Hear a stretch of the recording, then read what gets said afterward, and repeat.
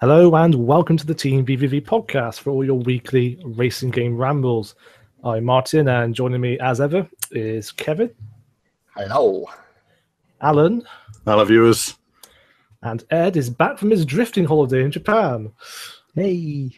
How was your trip, Ed? Also on the subject of that. It was most excellent. It was very, very good. I'd say springtime is definitely the time to go out there. It's the weather was excellent. I've been there in the summer, and the summer is blazing hot and very humid and ridiculous. But spring is a bit like summer in the UK, but with slightly better weather, less rain. How many sets of tyres did you go through? I used 8 tyres. Wow. In how many days was I there? 9? No, I think I was there for 9 days. No, it's not too bad. 10 days. Not too bad. 8 tyres in same amount of days. I think that's all right. Not too bad. Yeah.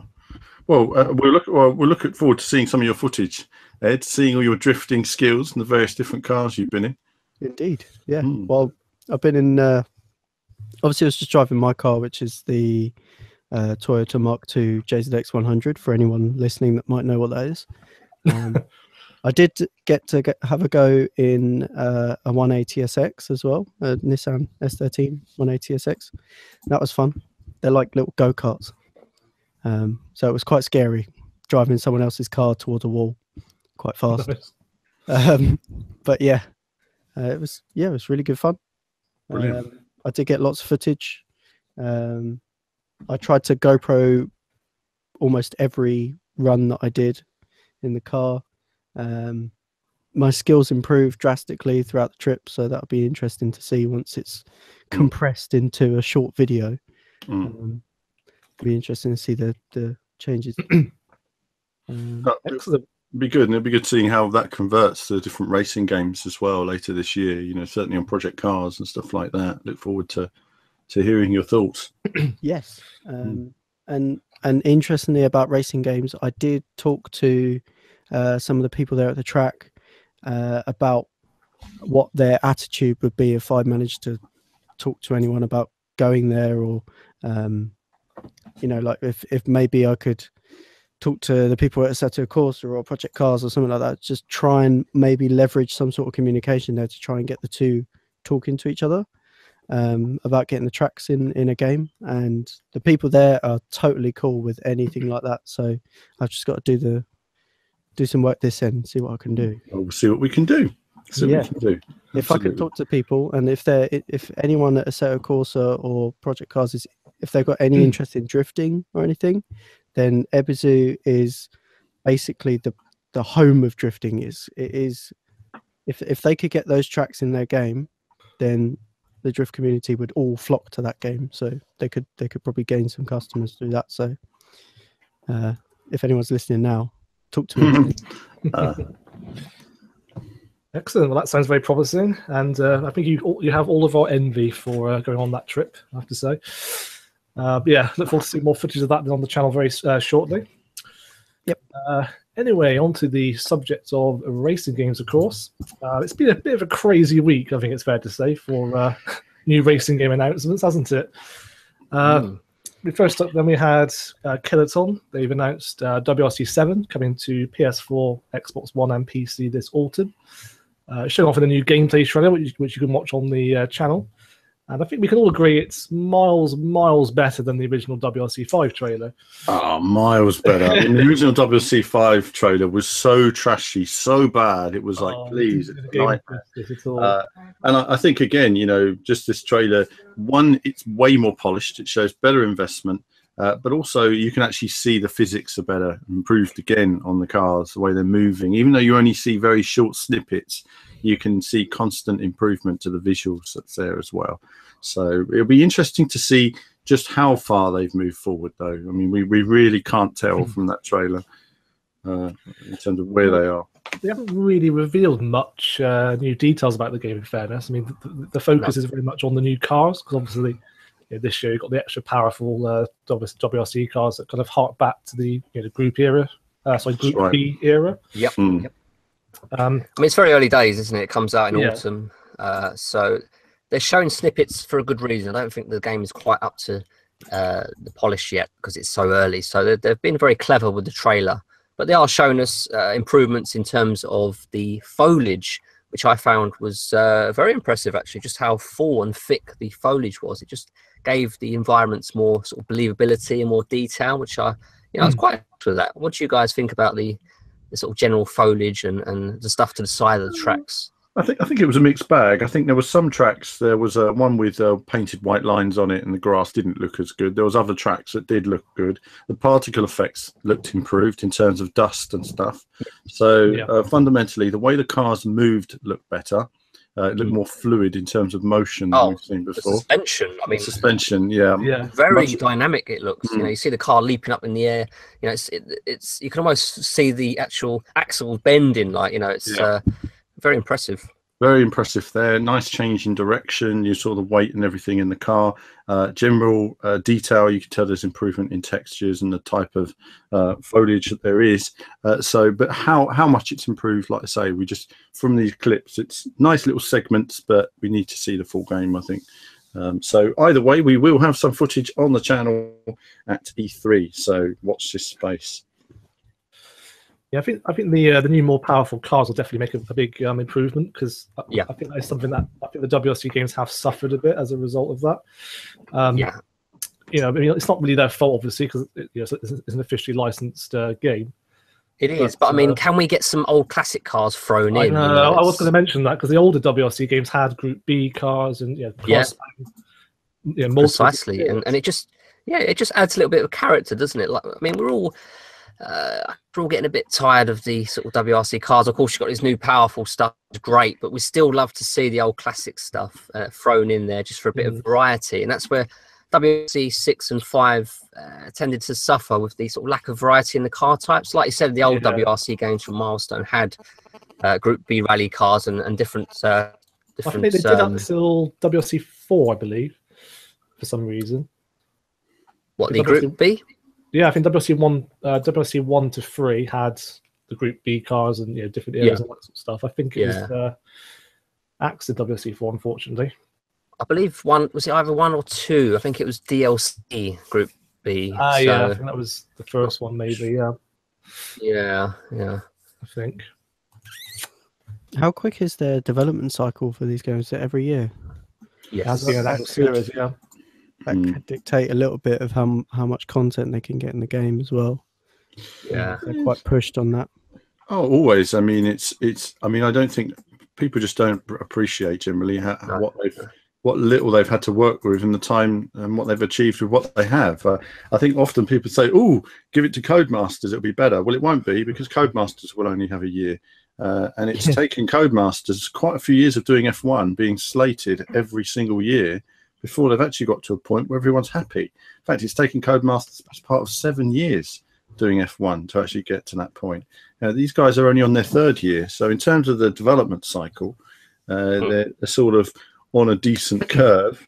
But like you say, maybe they'll move to Unreal 4 like everyone else at some point, but I don't really know what they're putting into their sort of visual development tech, but we'll wait and see this year. I mean, last year was an improvement in every capacity, but for me on the console version, I was severely affected by the frame rate. I found the stuttering, and I found the stuttering and the inconsistencies in frame rate. Lock to 30 or lock to 60 variable frame rates. They just don't work in driving games, basically.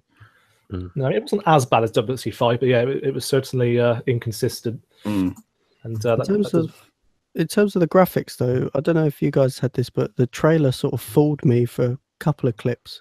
Where it was like, there's a few clips, and I was like, oh, the graphics look really good in that clip, and then it got sort of halfway through the trailer, and I was like, oh, those are real life bits of footage.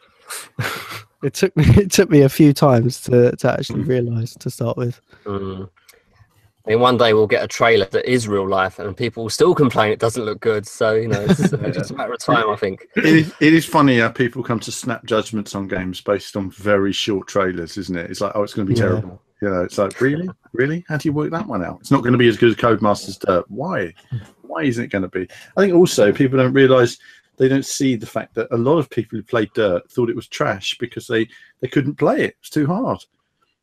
So you're talking about a very niche audience that actually are able to really enjoy a super hard simulation. A lot of people aren't dedicated enough for that. They play the game on the controller after playing Call of Duty. They play for 5 minutes, and if they crash off a lot, they get bored and move on. So WRC is aimed at that audience who just want to play casually, and go from there. But they've had a lot of WRC 5 was lacking in so many departments. They do need to move on. There is other titles on the market. Dirt is a good example, and they need to rise to the occasion. Yeah, I really hope this is the game where Kiloton really find their stride. I mean, it took Milestone, I think it's fair to say, 3 games to really sort of come into their element. I think WRC 3 was by a mile their best WRC game. So I think I'm hoping that Kiloton. So I'm hoping the same will happen with Kiloton. I think so. I think every year. I mean, it might be the 4th one for Kiloton, and who knows? They might have a new technology or whatever. But we'll wait and see. There's a lot in the pipeline, so wait to see. Yeah, just like we said before, I wish there was more classic cars. Which, speaking of which, now would be a good time to mention F1 2017. I think. Oh, that's a good connection. Good segue there, Martin. Thank you. So that was announced just today, actually. Yes. Not really a big surprise in as much as we knew it was coming this August, but classic cars are back for the first time since F1 2013. Massive surprise, I think it's a big surprise. I think that they were good in 2013. I enjoyed them a lot. I think now, they play the engines in the trailer, and you think, if they can really accurately capture those engine sounds, that will mean so much. This is Codemasters, but I am excited about it. But at the same time, you need at least 2 teams from each era. Otherwise, who are you going to be racing against? And you just end up racing against cars that you cannot compete against from different eras of the sport. So at least, I think before we had a couple of cars that were very close, but. That's my only concern is it just for a time trial mode, or because when you're competing with a 2002 car versus a 1988 car or 1992 car for that matter, jarring, isn't it? There's no, they're not even on the same racetrack with each other, so I think that's my only concern about it. But it's nice to see the classic cars back. I suppose what I would really like to see is a classic season. If you'd said to me that I could have had all of the 1991 cars or something on the grid for that season, I think that would have been more preferable to me than having just a few cars from each year just for time trial mode, essentially. Yeah, in fairness, though, that seems like a massive undertaking. What you're getting here is essentially invitational events sort of added to the career mode, where you get to drive these sort of classic cars throughout the ages. You've got 80s, you've got 90s and noughties as well. So I believe there's 12 in total. So it'd be interesting to see how they divide it up into the various eras. Well, I think go. I was just going to say, it almost needs like a real events mode, a bit like the MotoGP series. I think something like that would work well if you could do that. I think the problem is though, because you haven't got a full grid of cars, it's not really a real event as such, is it? More of a exactly. I mean, that's what I mean. They're slightly limited. I think what's interesting though is obviously Liberty Media have taken over Formula One. They are looking to change things, and I can see that Codemasters may get an awful lot more leniency to make a better game in the future. So I would hope that if there was a car pack that you could buy, I would buy the car pack for 1990 season or something like that. But it's not quite as much modeling as you think, because you're modeling very similar cars, all with the same tires. It's getting the licensing for each car. That's the hard part. So that you can actually use them. But I mean, if you can get the licensing for a Nigel Mansell and a Ayrton Senna car, then trying to get licensing for the others has got to be far easier within reason. So it's really just different skins, really, that you're developing. So no, I really look forward to what they've got there. Look forward to seeing how the cars look. One thing I do look forward to though is VR implementation, and it might be that this is the first F1 game to have proper VR implementation.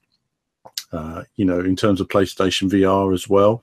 I would like to see that because they managed it on Dirt, to an extent.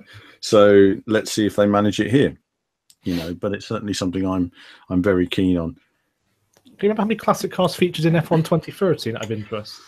I can't remember now. No, I remember obviously you had Damon Hill, and you had the similar Ferrari, I believe, and you had Nigel Mansell. I think it was 91 Nigel Mansell. You had 91 Alain Jean Alesi's Ferrari was in there as well, and I think you had Michael Schumacher's 96 car. So I had Damon Hill's 96 versus Michael Schumacher's 96 on a video. Hill versus Schumacher. That was a good little battle I did on a video, and really exciting to play. So it was nice to have two cars from the same year to race against. Otherwise, it just didn't feel as balanced. You had to buy the deluxe edition of it, didn't you, to access the 90s content? You did, there was something like that. And this time, of course, you need to pre-order to get the McLaren, which is very cheeky, isn't it? Because that's the one they know everyone's going to want, is Senna's McLaren. Almost expected now, though, isn't it?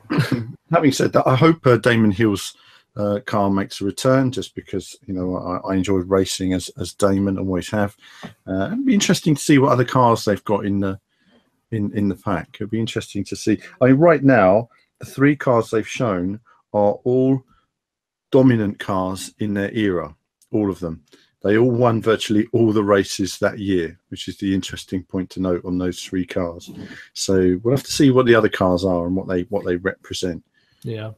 In fact, they all represent relatively boring years in F1 because the last 10 years or so. Or... Yeah, well, no, because you had the Senna Prost domination, and it was like, oh well, there's no point. They've got the best car, but it wasn't as exciting as the film would have you believe. Then you have Mansell, which was a great relief to see Mansell finally winning after being so close so many times and being let down so badly by the car sometimes. God, so it was nice, but the season was over by Hungary that year. I mean, he won it halfway through the season, so it was over. And then in 2002, it was sort of the beginning of the Schumacher domination era. It was really so boring. Vettel's Red Bull to. Exactly, add to the boring domination. So Lewis. Adding a Mercedes, So I mean, these are all sort of not the best eras. I know people often look back and they say, "Oh, look at that Groove Tires car. Wasn't it an amazing era?" Actually, no. Groove Tires was a horrible era. I mean, it was McLaren versus Ferrari the first couple of years, and then Williams sort of came into the mix a bit here and there. But it was awesome to see Montoya racing Schumacher in the Williams, but the car just wasn't always there for them. But I don't know, it was just so dominant for Ferrari. And even now, Ferrari get given more money than everyone else, and they really do have that special relationship. I look forward to when Ferrari receive the same money as everyone else. And I know a lot of people would disagree with me here, but I don't think any one team is bigger than the sport. So I look forward to when the sport wins and they have a level playing field. Yeah, it's interesting they're integrating the classic content into the career mode, actually. I wasn't really expecting that. Well, yeah, it seems more like I said, invitational, so it would just be probably a side portion that you may or may not have to compete in. I imagine you get the option whether you want to actually take part in these invitationals. Mm-hmm. Yeah, basically, yeah. I think all the same, though, I mean, you can't really argue that Codemasters are giving players what they want in that respect. I mean, there's been so many requests for the classic content to make a comeback. Mm. Yeah, there has, and I mean they enjoyed the classic content. I mean, I remember speaking to them at the time, and they loved making it and doing it, and the sound of the engines and let's face it, those early 90s. I mean, for me, F1 of the 90s to 97 was fantastic, and in fact, 97 was probably one of the best years. It was amazing. I mean, that final race at Jerez, all four of the top cars finished in the same thousandths of the same second on their lap. I mean, it was so close, seeing Damon Hill coming up there in an Arrows, and it was wonderful. I'd love to have seen F1 98 continue with the same rules, but then they suddenly changed the rules, and that turned it on its head, and it's been ups and downs since then. But and F1 98, the game came out just to add insult to injury. Oh, what a terrible, terrible, terrible Formula One game! I will show that on the channel one day, and it was just so disappointing after F1, the 96 and 97 editions to play that. Oh, that was shocking. The first F1 game I ever played. What a way to put me off. Oh God, yeah. I mean, just so bad. So bad. I'm not surprised. That probably put a lot of people off F1.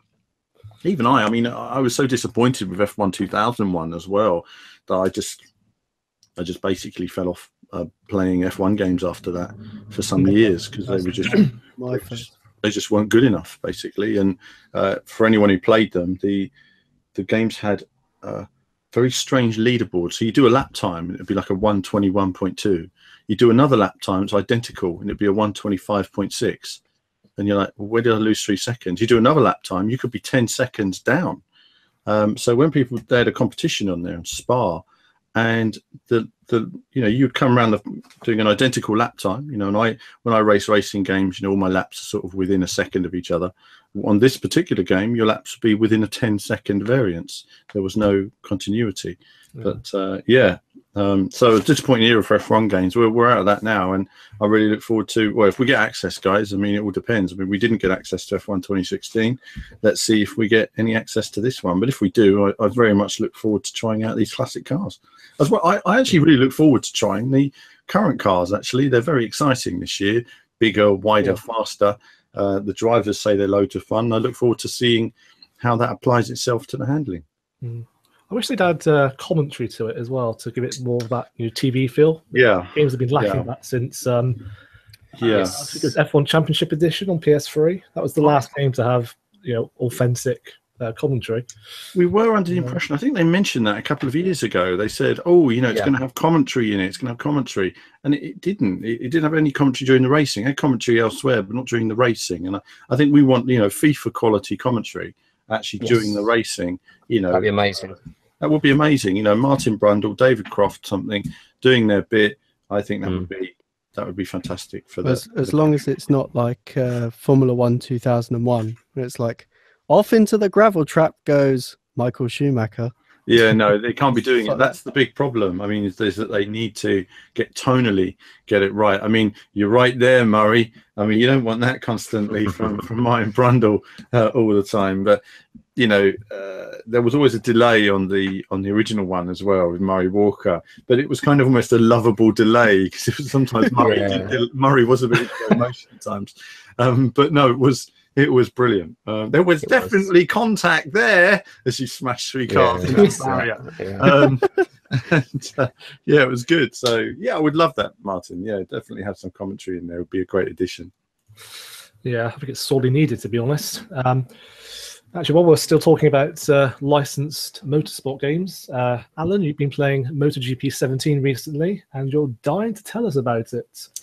I am actually. MotoGP. Firstly, the game itself is a massive surprise. It's far better than last year's. It looks much better than last year's, and the videos that we've seen haven't really done it justice. It's got a much improved physics handling model based on the sort of Ride 2 example. So if you like Ride 2, you're actually going to like this for a change. And that's why in the videos, you'll actually see me riding it because it's actually intuitive. But one of the things I really like about it is the audio. The audio is fantastic. It's the best bike. Good audio in a milestone game? Good audio. I mean, it's the best audio in a milestone game ever. It's the best bike game audio I've ever heard. And the starts of the races are literally like being at the racetrack. I had it very loud on some headphones, really turned it up. And I'm going to explain in the video some of the things they've done in terms of distortion. One of my arguments has been over the years is that the audio has been too pure, but now it isn't. They've got this nice echo hiss effect for your ears, because your ears, it gets so loud at these races that you start hearing an echoing hiss in your ears, and that's what you start hearing is this. But the best thing is, and we've got to talk about it again, it's a milestone thing, is the slogan for the game. Okay, you ready for this? You ready for this, Martin? Go on then. Yeah, the future is in your wrist. Really? So we've got to say it like very serious. The future is in your wrist. I'm sorry. Oh dear. It's like the best, isn't it now? So I want you to get those wrists in good shape because there's a lot of riding to be done, and riding and wrist action. It's all going to be happening on VVV. You're going to get strong wrists, aren't you? Let's be honest. Absolutely, absolutely. It's probably a lonely future, I'd imagine. Oh, it's going to be fantastic. It's going to be you on the open road, going hell for leather. Only one person can win it. Only one wrist can win that race. Remember that. Love it, love it. So from gravel to wrist action, I think it's. Masters are really on a roll at the moment, aren't they, for wordplay? The wrist is the key right now, isn't it? It's brilliant. I just, it was just funny seeing it. The future is in your wrist. It's just another brilliant slogan for the game.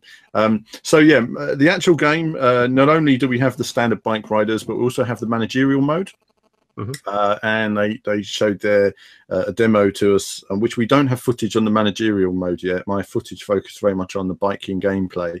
The managerial mode, the trouble with that is it takes time, setting up your character, getting involved. It's a really deep management simulation. There's quite a lot to do with various engineers. So how you set up is you actually set up, I think you set up 5 bikes and you're a rider yourself. So you ride in MotoGP, say, with your other rider. You'll have 2 riders in Moto2 and 2 riders in Moto3. And that's how it works in terms of you're riding with all those riders. You're dealing with many different attributes in terms of engineering the bike, the rider, to maximize everybody's ability. It looks very interesting. They've also got, you'll get sponsors, and the sponsors get applied to your bike in they're very professional skins as well. Liveries are fantastic. They've made these fake liveries, which work out where all your sponsor logos should go, and it positions them all perfectly. Very impressive. So it's a deep system. The actual menus are very classy. The layout of the game has really moved forward, and even the visuals in game, there's a lot more detail in terms of lighting, textures and stuff like that. The version I played was about 2 months from release, so they said that there was a lot going on to various different attributes of the game. There's a lot of balancing to do, and the AI was being worked on, the replays were being worked on, graphics were still in the process of being improved. So there's a lot going on, but in general the handling of the bikes felt much better, much more intuitive. I was able to plant the bike better than I have done on a milestone game, apart from Ride 2, for some time. And yeah, I think it's their best MotoGP game in years. So I look forward to seeing what you guys think of it when we all get our hands on. But good content coming up on the channel. You'll see a few races of the different classes, and you'll hear that impressive audio. Well, that sounds like a pleasant surprise then. Much like, Ride 2 wasn't it, last year, really? Yeah, I'm very surprised. It also has a split screen 2-player mode as well. So okay, goodness, since 2017. Yeah. So we don't have any footage on that, but we will try and get some. So we'll see what it's like. But it is still, again, work in progress. So I think on a later build, we'll see how that's progressing. But no, amazing. Really impressed. I walked away from it. It's a bit like MXGP3. I went into MXGP3 not liking MXGP2, thinking it's a motocross game. I mean, let's face it, a lot of them haven't been that great. And came out thinking I really enjoyed that. Played really well. It was really impressive. It's the same with MotoGP.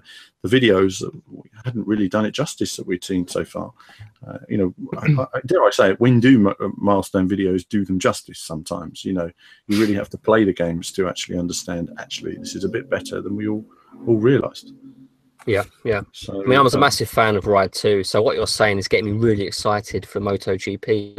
I'm anxiously waiting Ride 3, but MotoGP 17 sounds like it could sort of fill that void right now. So really looking forward to getting stuck into that, and just to, Ride 2, you get a nice satisfying feeling of riding, don't you? Especially from the sort of cockpit view. Yeah, you get sense of flow. I never spent as much time on a bike game as I did with Ride 2. Well, I think what's nice about it is, like, there are little things. Like, for example, when I was riding into a corner, I could adjust the bike nicely into the corner. I could ride a bit more on the limit. Control, isn't it? You have with the controller, you can really alter your trajectory very subtly, very small amounts of degrees, and it's so precise. It's just such a fantastic handling model.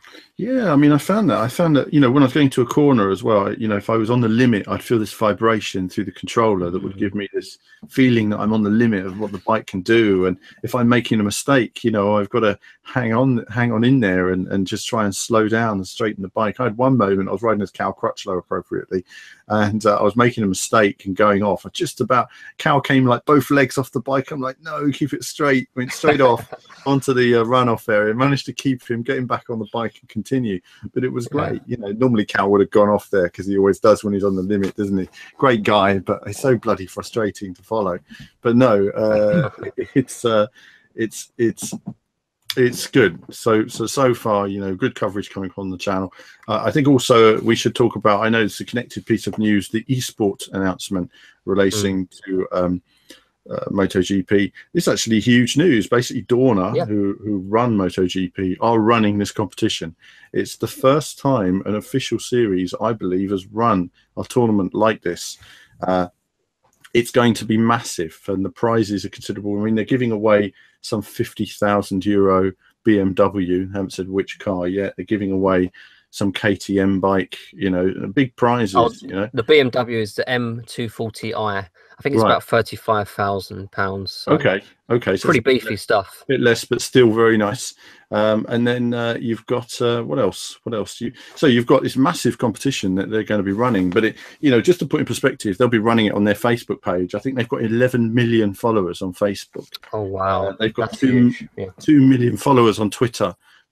Over 1 million subscribers on YouTube. I mean, the eyeballs this is going to generate and the sales, frankly, of MotoGP. This could be the biggest MotoGP game yet. And there's no official, nothing official from the developers, but I really do get the feeling that Milestone, they're not just going to kick this out the door. They're going to keep improving it, and they're going to keep working with it to make. We've seen massive improvements in terms of sound and graphical fidelity in the titles, such as gravel and the preview footage. So if they can generate a lot of money from sales and stuff, I mean, who knows where they can go from here? They could be the next Codemasters for all we know. It's yeah. I mean, we really, now this is with their current graphical technology. I don't know where they've suddenly dug this from. It's like, oh, this is our current tech. Why weren't you doing this 3 years ago? What's changed? Yeah. I'm thinking that possibly they've investigated the Unreal, and they found something in Unreal that they realized, oh, we could have been doing that with our own tech. It's one of those situations. I mean, this is not a sudden switch. This is a year or two in the making, show, but this isn't just a sudden thing. So a lot of planning has gone in place, and they've been releasing their games. They think, well, just wait until the future, wait until we can provide you guys, once and reveal it.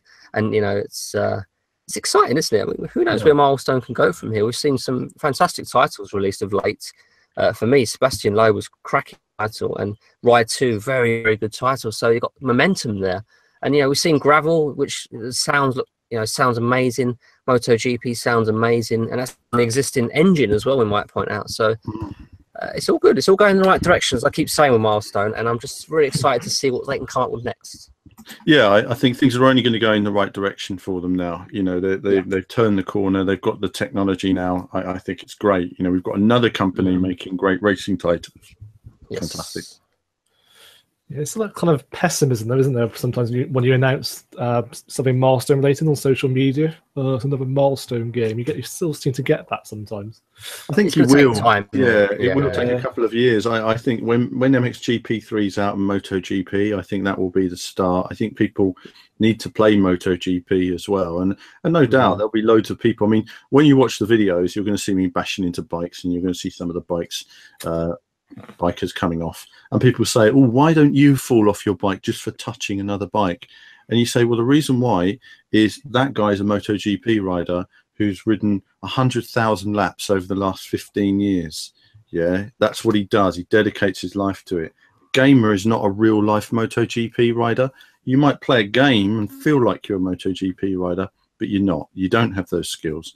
So the fact that I think people don't realize, they think, well, you can play it, you can be just like real life. No, you can't. You would need hours and hours of practice. And there's only a handful, the top 1%, that would be able to do that. And they need to make a game that appeals to everybody. So you need to be realistic in the way the bike handles. It needs to be intuitive, but at the same time, it needs to have some some elements where you can play it. Having said that, if you put it on pro, as we all know, if you've ever played milestone games on pro settings, you will fall off the bike really easily. So if you do want that level of stimulation where you fall off constantly, in my videos, you'll see me playing on semi-pro because for me, it's a nice balance in terms of bike movement and the challenge, but without being so frustratingly hard, because otherwise what can happen is you might be riding perfectly and the AI decides to bump into you and you both fall off constantly, and that's when it gets frustrating. Well, then sounds like MotoGP 17 could be one of the best surprises of the year then, from what you've said. I think the biggest surprise of this week, however, was, of course, Ubisoft's announcement of, wait for it, The Crew 2. Although, didn't we predict this last week? Yeah. We sort of did, didn't we? We sort of did. We were ahead of the curve. We always heard it here first. we knew they weren't developing The Crew very much. The last update didn't have much to it, so they've clearly been working on something. But what will The Crew be? Will it be? I haven't read the press release or anything yet. Well, this is the thing. There isn't really a press release. No, one line wasn't. It was a forum post. It was just announcing all their key titles coming out in the next year. So you got The Crew 2, Far Cry 5, some new Assassin's Creed game, and South Park: The Fractured Butthole. Looking forward to that one. But they've pretty much said next to nothing about it so far. There's a new logo, and that's literally all we have to go on, pretty much. We know it's going to be released by March 2018. And they have left a cryptic message actually saying, "Beyond the road, stay with us for more high-octane thrills." So that says to me... I'm glad you mentioned that. Beyond that says to me there's probably going to be more emphasis on off-roading, perhaps, sort of like maybe it's planes. Yeah, exactly, Ed. I was thinking plane or maybe boat. Beyond the road. But we don't need off-road is so roads. common now. We're seeing so many games with off-road. I mentioned this last week. It's like it's been done and dusted, so to speak, now. So I'm hoping that it's more like in the air, in the water, that sort of vibe. So we'll have to wait and see. You just never know, do you, with these games? You never know. The bigger question is, where is it going to be set? They've done the whole of America. They've done America. I mean, it wouldn't be nice to go somewhere else. So maybe Europe. Well, maybe. What if it was Japan? Because Forza Horizon have been slow at moving to Japan, even though people have been asking for it. Maybe they'll get in there first. No, Japanese roads don't really lend themselves to the kind of, because like open world racing games, a lot of them are sort of American roads because they're quite wide and not too hard to do that sort of stuff. And whereas if you did a small town in Japan, it's literally just a grid and very thin roads with barriers at either side. Maybe with some. Maybe you're going to go off road. Maybe they're going to have tanks mode where you can just drive through a forest. Drive into that bit of off-roading or something. I mean, there's anything they can do to make it a bit more crazy. It's going to need to be more than just Need for Speed. And to be fair, I find the big wide roads of America a bit dull. I do like it when you have more narrow European. I mean, that was one of the things for me in Forza Horizon 2. That the the European area, it just didn't look like that because the roads actually around the Côte d'Azur and the south of France there are very narrow, and it's a shame because it didn't quite look really. I showed it to somebody who lived in that region and says it looks rubbish to me because it doesn't look like that. It doesn't. You don't have big wide roads like that, and I think if it was narrower, it would have felt much more.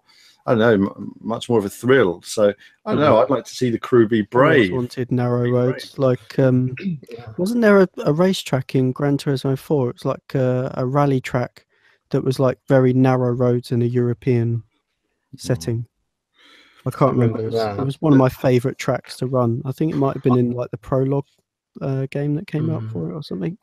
I love Test Drive Unlimited 2, and one of the reasons is because the roads, you had roundabouts, you had curved roads, whereas in Test Drive Unlimited 1, the Oahu, I think it was called, loads of straight roads and lots of 90-degree bends. It was less interesting, whereas Ibiza in TDU2 was so much more interesting. Just having roundabouts added so much to that game. You had the motorway sections as well. You had all these sort of curves. Obviously, your off-road stuff as well. But I don't know. Judging by the Crew's Wild Run expansion, I would not be surprised if they put some planes in there and some boats just to make it the sort of ultimate playground. Because if you look at the competitors such as Forza Horizon, they don't have that yet. I mean, they're no doubt at one point, but you know, I feel that's where the Crew could maybe get one up on their rivals, perhaps. Could do. I mean, it would be an idea, isn't it? I mean, the statement would say off-road or something like that, like boats or planes. Yeah, I mean, the thing is, with the Crew 1, you could go anywhere. You know, it's just like Test Drive Unlimited in that sense. Already was a fair amount of off-road content in. Yeah, exactly. That's why I'm thinking more outside the box. There was a whole spec dedicated to it with the dirt spec, for example. Yeah, exactly. Yeah, purely designed to go off-roading. So it has to be something new, doesn't it? Something fresh. Something I'm hoping for planes and stuff. A bit like GTA 5 on. You get all the different vehicles there. Have a bit of fun with. Yeah, and like you said with Wild Run, they kind of go a bit crazy with that, with monster trucks and bikes, and much more, much better variety of vehicle disciplines. So. Yeah, now you mentioned that, it wouldn't surprise me in a way if they did go down that route. Can you imagine if they set it in the UK? It'd be nice. I would be made up. I really would. But it'd be nice, wouldn't it? It's not sunny enough here, you know. It's not the most exotic of locations they could probably. No, it's not. Let's face it. No, it's not.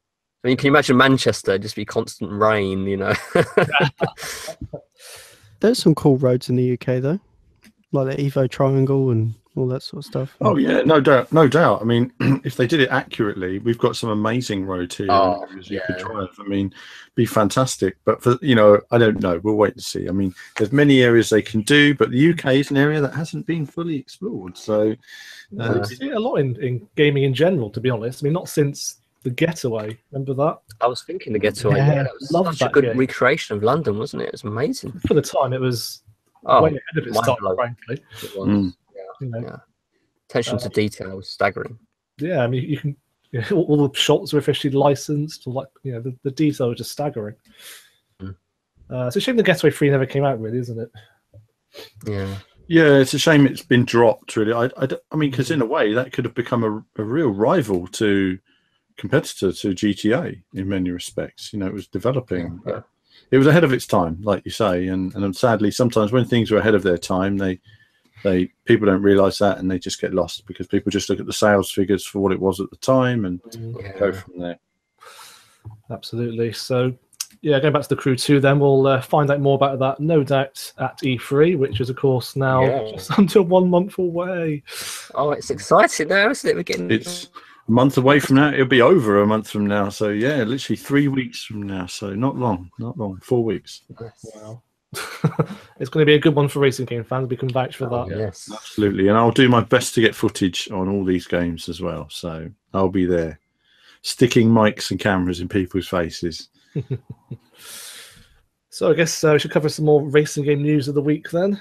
Assetto Corsa players. No, it's not a new Porsche pack. It's a what's it called? Ready to Race DLC pack's been released.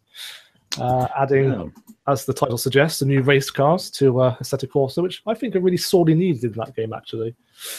There's very much a focus on road cars, I think, in Assetto Corsa, so it's good to see them diversify into that. I like the fact they have the Toyota Celica rally car. I think that's probably one of my highlights. Any highlights for you guys? Have you seen the pack? Seen the pack. What's anything necessarily stand out? I think they were all a decent selection of cars. There's just a really decent selection of racing cars in there, and I do think motorsports is what do people do on Assetto Corsa? They race. They want racing cars. It's not just about track days in your Ferrari. It's about racing, and I think I love that though. I love a bit of track day in my Ferrari. It's. I know. I'm a racing guy. I like a motorsports. I like to feel like I'm involved in motorsports. And you've got the problem with that. Yeah, exactly. For me, Assetto Corsa is more of a hot lapping simulation, which I like. So I do get a lot out of it. So in this case, I think road cars are a good match. Whereas, like you say, Martin, Project Cars is really sort of motorsport focused. It's just a shame they haven't really translated that over to Assetto Corsa. It feels bland, it feels sterile. The career mode wasn't very engaging. So they've got a way to go, but certainly lots of potential if we get a future sequel. If they can add these sort of elements that Project Cars does so well with, it could be a cracking package. So I'd say Project Cars is a racing simulator. Yeah. Assetto Corsa is a driving simulator. There's a difference. Yeah, pretty much. Guess so. The P1 GTR could be a lot of fun. That's what I'm looking yes, forward to the most out of that pack. Also, we've got cool. private lobbies are now being added as well to the PS4 version. Yes. At long last. Yeah. Only took them, 10 months? Yeah, it's taken a while. Was it 1.4 would have got uploaded today? So now people can download the latest update. So that's good news. It's progress. I mean, it's always progress. Like you say, it's just if only they'd had it in place a year ago. I mean, I think that keeps people coming back to the good thing, though, because I think they need that that hook, especially at such a competitive time in the racing genre as well. Absolutely. Is it too little, too late? They've definitely got a dedicated community on PC, but I'd be interested to know, like you say, whether this is going to be enough to drag people back to the console version. I mean, certainly, they're in the right time because there's no major releases in that sense, sort of sim releases as such for a while. But they've got until sort of September time. But I think when, like you say, we'll have to see when Project Cars 2 and GT Sport and Forza 7 get here. Then we'll just wait and see how that affects them then. Yeah, I do worry that sort of initial period where the console version was just really glitchy. It was full of bugs. It sort of harmed its reception on console. It has, no doubt. I mean, I think we saw that as the same videos. The views fell off. There was just no interest. We stopped making videos on it because there just wasn't any interest from people. So let's hope it reignites some interest of Assetto Corsa in terms of the console content. Absolutely. Actually, one thing I want to bring up just really briefly. Obviously, last week we were talking about the different editions you can buy for Project Cars 2. So you've got the limited edition, the collector's edition, and of course the Ultra edition. Now, we didn't realize this at the time, but the Ultra edition was actually listed on Amazon, and there's no other way to put it. It was listed for £430, I believe it was. What? Yeah, I know, and it's sold out already. Do I get dinner with Andy Tudor for that? No, but you do get a 1/12 scale model of the McLaren 720S and a book about it. There you have it. Bargains. It sounds like it could be one of those models where you sign up for a magazine where the first issue is £2 and then each one afterwards is £17. It's funny, that was a conversation that came up the other day actually. Yeah, it's like that, isn't it? I mean, it's always funny when you say, make your new McLaren now, and you realize if you add up all the issues of the magazine, it costs you £2,000 for a £100 model. But I mean, and then you stop collecting around issue 400 when you've already spent £500 or something. You're left with half a dinosaur. Half an object, whatever it is. Half a DeLorean. I think that's actually a thing at the moment. It is half a DeLorean. Half a DeLorean is yours. Yeah. Once we hit 44 miles per hour. Yeah. I can't believe those sorts of series are still going, to be honest. That was a 90s thing to me. It was an 80s thing to me. I collected one pack, of those things. It was something called Quest in the 80s, and it was I remember that. Yeah. Encyclopedia, and every single issue came with a cardboard model that you could make. Quite detailed, actually. It was surprising, but incredibly difficult to make them. And you got a piece of a bigger, amazing model, and I think that was my only one I collected. But then when I collected it, I actually did stop reading them about halfway and just ended up, just kept coming. And, it was just spread out over too long. So sometimes those adverts, they show an amazing model and you're like, oh, wow, look at that, whatever it is, that object. I remember one magazine had had a model of HMS Victory, with its 500 cannons. And you just know that every issue is going to be one cannon. It's going to be forget it, So yeah, there you have it. But yes, the pack looks good. I mean, the pack looks good, and as I say, I mean they've sold out the limited versions of what's it called, the £130 packs. They've all gone. Have they? as well. Yeah, it's all sold out, as I understand it. No, I just checked on Amazon. It's still in stock. Still there? Okay. It's out of stock on PC. That's stock on PC, right? That's it. Yeah. I know it's selling. Amazing. But yeah, I mean, the Ultra Edition was limited to 1,000 copies, wasn't it? And it's sold out within days. I'm kind of surprised, I must say. I think it's still better value than ATV Renegade, though. Oh yes, £25 PS2 game. Absolutely. My goodness me. Oh yeah, we need some footage of that, of just for people to see how amazingly terrible that game is. Yeah, it's not even a game you have to play to really gauge that, is it? Just look at it. Just shouldn't be released, basically. Shouldn't be released. The horror. Just imagine buying it. Just imagine buying it, getting home and just seeing your bloke sort of levitating over his over his vehicle, spinning around like a robot and landing. And of course, whenever he lands, he falls off it. Just imagine that feeling of frustration washing. There are people getting angry around the country playing it. You know, if anyone has bought it. If anyone has bought it, there's bound to be a few. Imagine if you asked for a game and someone got that by mistake for you, for like a birthday or something. Yeah, you know, that can happen, can't it? I mean, it's always that thing that your grandparents buy for you, and they're like, "Oh, you know, I didn't know if that game you wanted." You know, normally the grandparents' situation was always like they would buy like a Super Nintendo game when you've got a Mega Drive. They didn't know the difference or something. You know, it's that kind of thing. Or, you know, buy you an Xbox version when you've got a PS4, and you're like, "Oh, thanks for that. No, don't worry, that's fine." But yeah, it happens. It certainly does.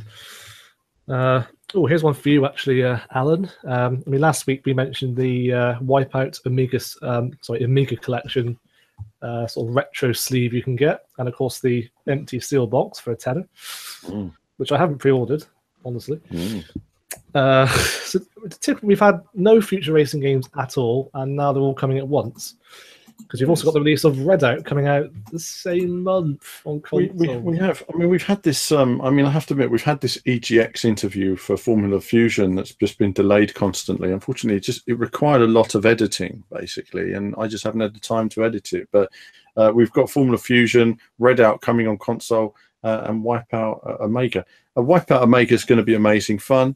But, you know, I'm really looking forward to the enhanced version of Redout on console. You know, I was really impressed with that last year. So I'm still really looking forward to that on the PS4. And looking forward to seeing how some of these games improve on the Pro and the Scorpio as well. We're kind of coming into that window now that games released after E3 will probably have a Scorpio mode. So I quite look forward to seeing what some of these games are going to run like on there as well. But yeah, good stuff. Again, I'll be covering all these titles, so you'll see in-depth analysis from me across all these futuristic races in the months and weeks ahead. And speaking of futuristic races, quickly, when I was in Japan, we went to an arcade, and I got to play F-Zero AX.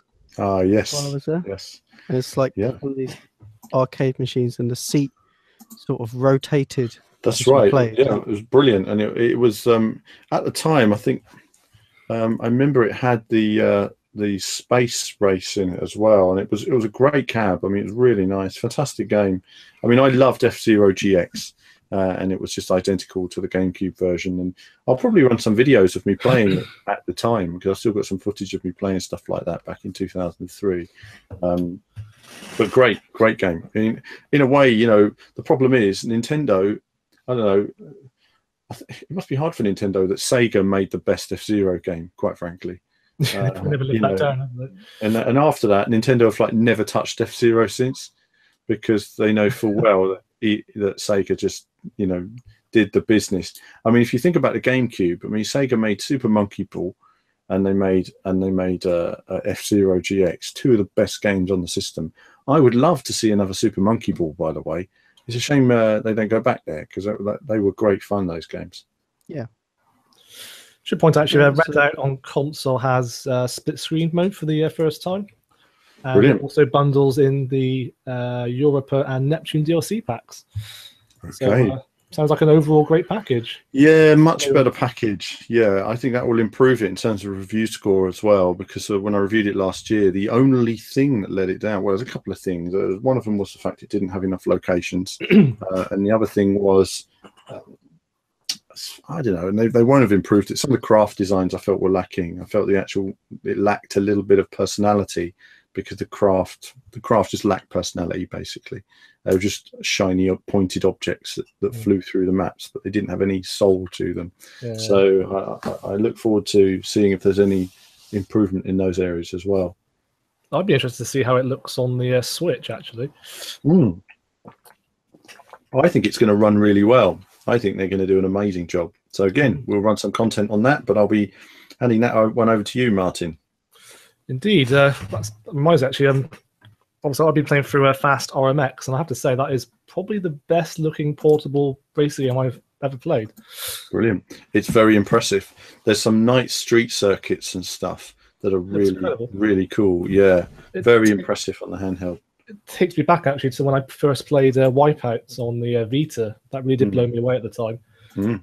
And if you go back to the PSP, it was the same feeling when Ridge Racer first came out. It's like, wow, a console game in the palm of my hands. It's unbelievable. So yeah, I mean, it's by far and away the best looking racing game I've ever played on a handheld. Right, so yeah. Other news then. This is one I've been looking forward to actually. Danger Zone. Yeah, so you could guess, couldn't you? New trailers come out for that, as well as the release date. So it's coming out for PS4, Xbox One, and PC on May 30th. And watching the trailer, it gave me warm, fuzzy feelings of Burnout 3 Takedown again. It is like going into a time warp and playing Burnout 3 from what we've seen of that. The damage modeling, though. Kevin, you've been saying quite a lot that the particle effects kind of disguises the lack of deformation, a bit like Flat Out 4 again. Although in fairness, they have less resources than the team at Flat Out 4. Yeah, I think people have to bear in mind it's only £10, so you're only getting a £10 game essentially. So, you know, a lot of people, myself included, were hoping for a sort of Burnout game rather than a portion of a Burnout game. So you have to adjust your expectations accordingly. And of course, the price point that will come if this does well, I think. I hope so. You know, it's a fair amount of content. We've got 20 different crash testing scenarios, but then again, are they all in the same environment? That's what worries me a bit. It's in this really sort of bland and sterile sort of they call it a laboratory environment. I mean, could it just get samey? Could it get boring after a while? That's the fear, isn't it? Possibly. I think if that's the only setting, quite possibly. I mean, like you said, the lack of destruction, damage, you know, the crumpling on the cars is what we want to see. It doesn't have that. It doesn't quite have that thrill that we saw in the Burnout titles. And it doesn't look like it's dynamic damage, does it? To me, it looks like it's pre-rendered damage. Yeah. If you look back, I say it every week, but Burnout Paradise had the best damage modeling you've ever seen before Wreckfest. Yeah. I think it wouldn't be fair to expect that level of damage from a team that's so obviously limited in resources. But the game is all about destruction. That is its sole purpose. Even so, I mean, it still looks. There's a lot of carnage there. Let's be honest. You can create some really massive pile-ups. Yeah. But will the damage? It's the lack of variety in environments that I worry about. And, same here. Because it's a single player only components. Will it be engine after a few hours of play? Will we be? Is there enough there to keep coming back to? That's the question. But it's only £10, so it's going to be fun, I imagine. And it just sort of scratched the itch that we have for sort of destruction races. But hopefully, fingers crossed, if they can make enough money from it, they can get some more resources in place for a future Burnout-esque title, and that'd be awesome. I would say if you want to see a Burnout spiritual successor game being made, buy Danger Zone, buy Dangerous Golf, and buy Lethal VR. Just throw money at them. Yeah. The problem is with this game, it could just be swallowed up by all of the releases because there's so many games coming out. I mean, there's about 9 racing games coming out in a 1 month period coming up next week, starting from. So it's there is that. It's almost in the danger zone of releases, So who knows? Hopefully, it will do well and make some money, and hopefully, you can put that towards future development. Really. I'd be disappointed as well if they don't include the Kenny Loggins Danger Zone track. That's a must-have. It's like a match made in heaven. We had Burnout Paradise with Paradise City. Yes, indeed. So they should keep up the tradition, I feel. Yeah, that's a good shout, actually. Yeah, they put out the money, unfortunately, to license it, so that's probably wishful thinking. But there you have it. We'll keep an eye out for that when it comes out. I'll be all over it, regardless of what happens, as I do enjoy my destruction racing game. I think that's about it, actually, for this week's racing game news. It's been quite a busy week. It's been a busy week. One thing we should talk about, actually, we're going to talk on a separate video, is a bit about GT Sport. Now we've all got the beta, and it's probably worth this. We'll probably have a team chat about that, just to discuss your opinions. Now we've all played it, and we'll come back to that in the coming days. Yeah, because they've been having a bit of a media competition recently, but unfortunately I wasn't available for most of it. But what I found is that it doesn't really work, because you need to do, best part of 100 races before it actually balances where you actually belong in terms of. So it's just the person who raced the most basically will always be at the top of the scoreboard. I mean, that's just the way it is right now. So it's certainly interesting, but we'll come back to that, and we'll have a team chat in the coming days. Yeah. Right. Well, I think it's time for the Q&A then. Going on to Facebook, Ian McNally says, "What would you guys like improved upon in the Crew 2?" From the Crew.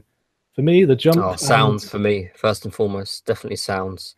Well, he's saying for me, the jump and land physics. I really don't like the way the car righted itself to land jumps. Also, the cop AI and crash physics as well. More like Driver San Francisco would be better. Oh, yes, I agree with you on that one. Absolutely, yeah. Driver San Francisco is still the winner. One thing I had a big issue with, though, was that in the Crew Wild Run is when you were racing with a steering wheel, you couldn't control some of the vehicles, like the truck in the air and stuff like that. It could only be played with a controller.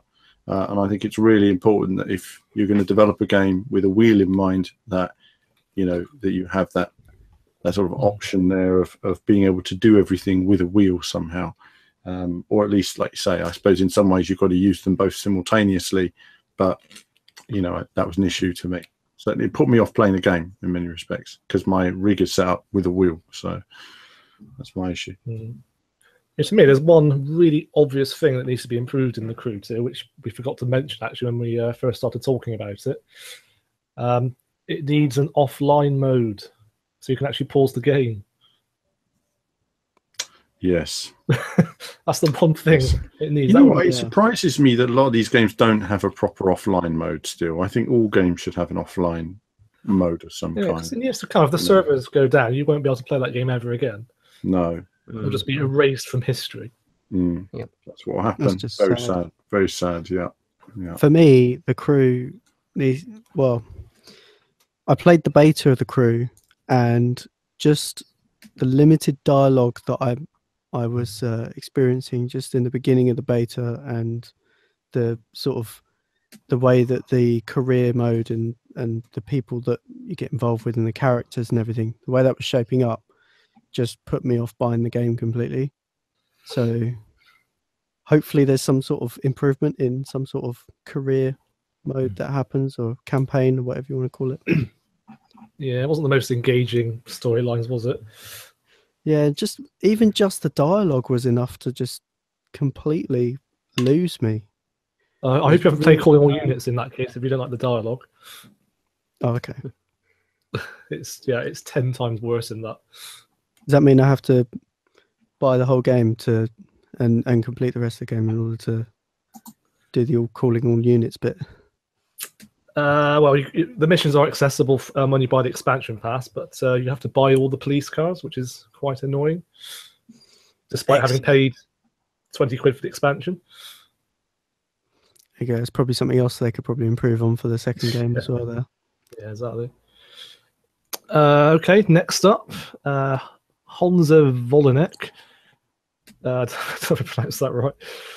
What do you think about the eSports Championship in MotoGP 17? The game is more arcade than simulator, and with that eSport, it will be very funny for competitors. Oh, it doesn't matter, does it? Whether it's arcade or simulation, if it's I disagree. It matters. Is it? Yeah, I mean, I disagree. I still think that the simulation aspect is there. You're riding a motorbike with a control pad. It's never going to simulate a bike in any capacity. So, you know, you're playing with a pad. So I think that the physics need to be intuitive and logical, and it's finding a balance of what simulation actually means. In that sense, it seems like they're doing a better job this time. So, you know, like you say, from Ride 2, they made a big step forward. They made a step forward here. I think as long as it looks authentic when you're seeing the racers riding, I think as long as they have TV cameras in the replays that represent the real TV camera positioning, I think that's important, because you can compare the real to the game in that way. So we'll wait and see what they come up with. But it's, I think overall, of all the esports stuff I've seen, this is probably the best thing we've seen so far. I mean, you don't have to have a simulator for it to be an esport. I mean, look at Rocket League or Project Gotham, and all the games that have come before this that have had flourished in esporting, and you don't have to have a realistic game. It has to have good, intuitive gameplay. That's the important thing. Absolutely. And then Steve Wood says, what other genres of games do you guys enjoy away from racing games? Well, I enjoy shooting and action sort of games, like obviously Battlefield and Battlefront, for example. GTA, although that has cars in it and it has races in it as well. So I enjoy most genres, I'd say, apart from maybe fighting games and sports games. Ooh. Yeah, what do you guys think? What do you guys play elsewhere? I play RPGs. I do like RPGs. It's just finding the time though to commit to one RPG. And the problem is, when you do commit, you have to play one at a time. You know, you can't just sort of play a bit of one and go on to another. You really have to sort of see it through to the end. So it is time permitting, but I do like my RPG games. I play quite a lot of Rocket League. Sometimes I'll stick in Grand Theft Auto 5 and blow up some stuff. That's always fun. I bought Call of Duty Infinite Warfare just so that I could play COD 4. So yeah, there's that. Other than that, how is that, by the way? COD 4 remastered. Yeah, excellent. It's like playing COD 4 again, but everything looks nice. Basically, it's exactly the same. Is everybody playing it? Is there a lot of people on the servers still? I haven't played it in a couple of months, to be fair. But when I was playing it, it was fully packed. Great. There's lots of people on there, and the skill level was still just as high. Yeah, so, I mean, no, that's great. I wish, you know, it's such a pain. You have to buy the whole pack, you know. Yeah, I just went over that step of. I still haven't installed Infinite Warfare. I haven't played Infinite Warfare at all. I've just installed the COD 4 remastered thing, and which is downloadable as well. I think basically the disc is not installed at all on my Xbox. I think a lot of people bought that just to get the remaster at the time, because I think Infinite Warfare was very well reviewed, was it? No, I don't know really. I haven't played it at all. I've got no idea what it's like. What was I going to say? Yeah, what have I been playing? Well, obviously, as many of you know, I play Star Wars Battlefront all the time, but I've been having a few weeks off it. Actually, I've been playing some other things. I love FPS games. I love retro games. 2D scrolling shoot 'em ups are probably my specialist genre. And you know, Team VVV started life as a racing team, but also esports teams. You know, we had Call of Duty teams, Gears of War teams. We had some of the best Gears of War and Call of Duty players in the world in Team VVV at the time. I mean, like you say, Call of Duty World at War, I was ranked top 300 in the world, killed 87,000 people online. So I was a murderizer when it came to that game at the time. And this year I'm looking forward to World War II. It looks amazing, and if it's got war mode in it, I'm going to be all over it. Getting my AK-47 out, getting my eyepiece on there, because that's always what you need. And then short controlled bursts is the way forward. I've been playing Res recently, decided to get that as it's been on sale on PSN. I've been playing PlayStation VR, various different stuff on there. What else? I've been just playing. Been playing some simple games. I am going to put some time into Uncharted 4 soon because I've got that now. That was on sale recently on PS. So yeah, I'm going to play through that, and I'm saving these for the summer. I'm going to go through them in sort of July time. Need to get into Titanfall 2, play a bit of that, and you know, obviously at E3, I'm going to be covering some other games as well. You know, do let us know what kind of games you'd like to see at E3. We'll mention that again on the preview because yes, we're going to cover all the racing games, but if there's other stuff at the show that you're interested in, other genres, I'm going to be playing some Call of Duty if I can. I'm going to be playing some Star Wars Battlefront 2 if I can. I say if I can because if there's queues of, you know, guys to get on it, well, obviously I'm not going to stand around. You know, if I'm not queue jumping, I'm not playing the game. It's as simple as that. So yeah, I look forward to seeing what else we have coming up, you know, at the show. But yeah, a wide variety for me. I'm you know, I've got my handheld, my JXD, so play Mega Drive games on that sometimes. Always got something, you know, on the go somewhere. Any of you guys ever play Minecraft? No. One thing that never really worked. You know, I played it for a bit and I realised that it's just, I just found it's like Lego and it's like a bit of a time sucker, and I just didn't really understand. I think maybe it's just for a younger audience. I play it a lot with my little sister. Yeah, it's for a younger audience really. So I just like last year I played a lot of Doom, for example. You know, I just like big monsters, big guns, and just shooting stuff. And that's kind of what, because I like to, because I do so much driving, doing this stuff all the time, that sometimes I actually like just to release from driving. So I just want to play something else. So. I wish I had more time to play more, you know, story-based games like Uncharted. For example, I bought Last of Us on release, still haven't finished it. No, you know, it's the same for me, Martin. I tell you, there are times when I just want to play. I mean, I've got a couple of games sitting there, you know, and I've got them, and I just think, oh, I really want. I've got Last of Us now as well. I've got that recently, so I'm gonna. It's just finding the time. Many people say that's one of the best games ever made. Period. Yeah, you know, I used to find the time, but I think, you know, like you say, with what we do on the website and on YouTube, you know, there's so much content that people want all the time, and these reviews and videos that we make take so long to do that you have to put so much time in. You just use up all your game time playing the racing games, and you know, who knows, if we get some more reviewers on board, or then perhaps we'll do a bit more general gaming on the other channel one day. But yeah, I'm always happy to play other stuff. All right, next question then on Twitter. Andy Montana says, do you think Project Cars 2 will be better than GT Sports and Forza? It has the potential to be better. They need to bring the, I mean, on paper, it's the best by miles on paper. You know, when Andy Tudor explains what's going to be in the game, it's the best by miles. It's not even close. It will destroy everyone on paper. The question is, will it all work properly? And you know, put it this way, they can't release it till it works properly. But you know, judging by what we've seen of it at preview events so far, it does seem like it has an awful lot of work to be done. You know, it does seem like, you know, it needs a lot of work. So we'll just have to wait and see. I think as long as it is the sum of its parts, it has the potential to be the best overall package in terms of car selection, physics, tracks, definitely the tracks. Yeah, amazing selection of tracks. Amazing. Okay, next question.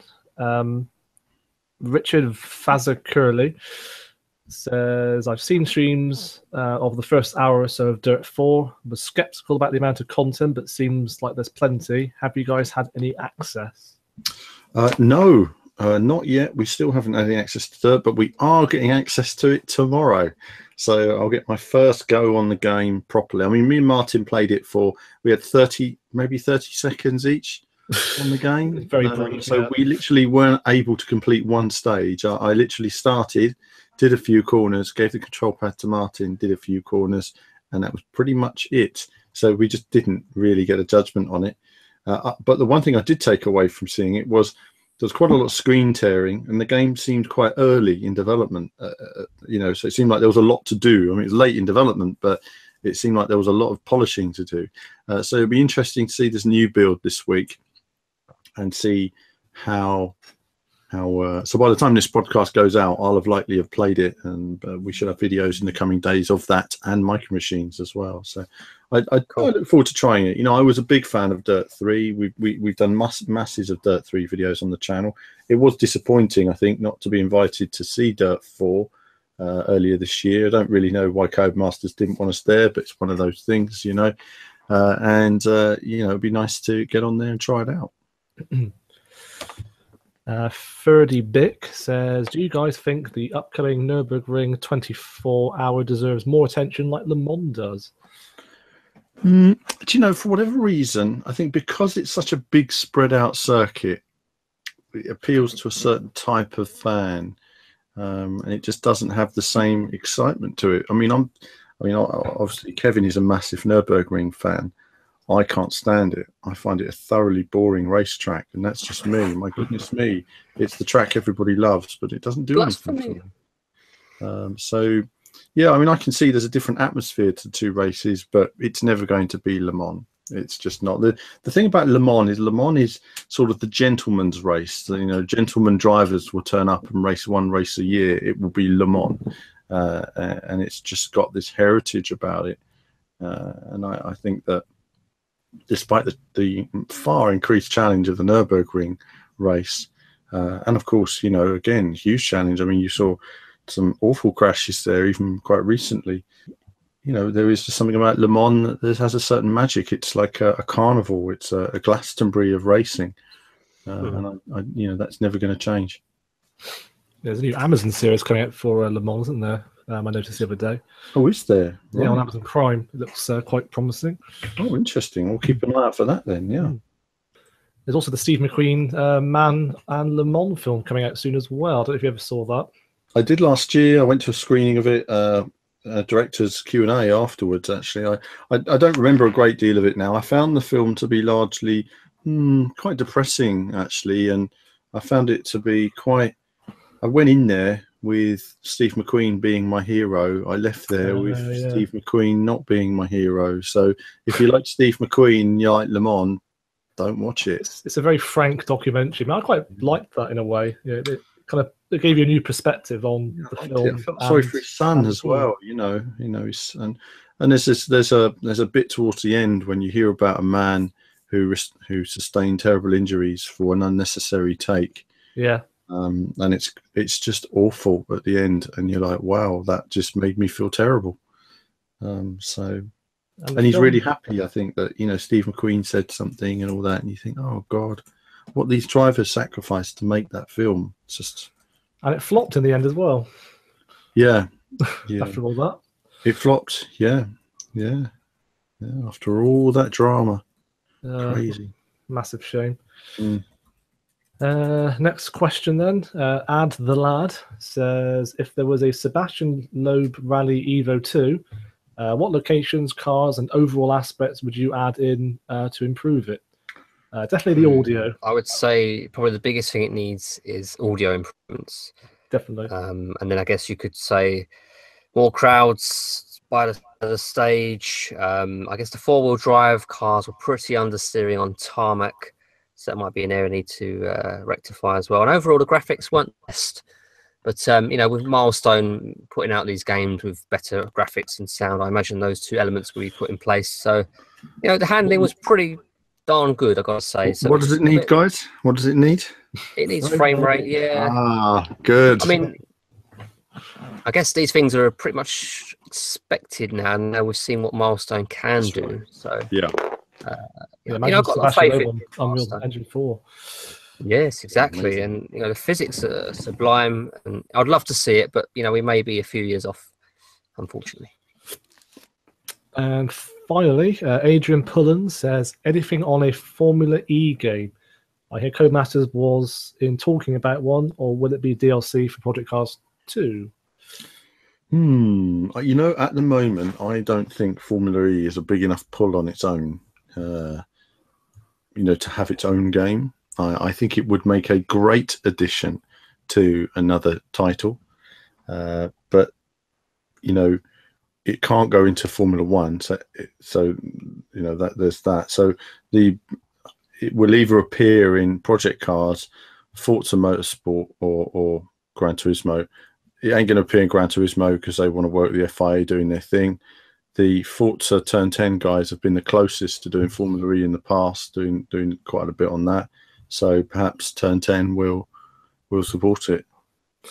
Yeah, could be interesting. Yeah, that's pretty much it, isn't it? The cars are getting quicker, by the way. They showed an example of the 3 seasons or whatever, the 3 or 4 seasons there's been, and they are 6 seconds a lap roughly quicker than they have been. Next year, I think next year they're actually going to have one car to last the whole race as well. So that's a big step forward. So the technology is improving in Formula E. It's still about 15 years away from where we need it to be. But you're going to see, I mean, in 15 years, you'll probably have Formula E cars that are as fast, if not faster, than Formula 1 cars. But it's still a long way off yet. Well, that's it then for the Q&A this week and also this podcast. Unless anyone else has anything more to add. No, I think that's it, really. It's been a very busy week. And, of course, next week we look forward to, previewing E3 and seeing what we're going to be looking forward to and discussing all of that in more detail. But, wow, the racing season is kicking off now. And it's just going to be crazy. We've got 4 games released in 2 weeks coming up as well. MXGP 3, MotoGP, Dirt 4, and Wipeout Omega. So in terms of racing fans, there's going to be a lot to look forward to and a lot of content coming up on the channel. Oh, yeah. and our MotoGP preview content as well, which should be quite extensive. Yeah, busy times ahead then. Well, anyway, that's it then for this podcast then. Thanks as always for listening, and do keep your questions coming in. But yeah, that's it from us now then, and we'll see you again next time. Bye for now. Sayonara. The future is in your wrist.